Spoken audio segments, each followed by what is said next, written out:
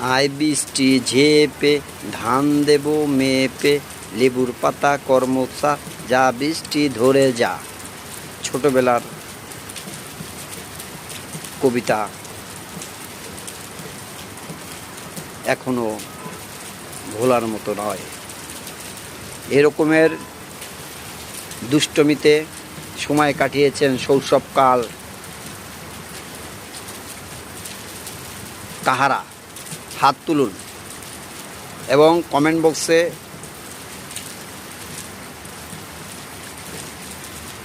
Vote প্রদান করুন। শৈশবের সুন্দর মুহূর্তগুলো তুলে ধরুন। বৃষ্টি কার না ভালো লাগে, তার মধ্যে আমি একজন।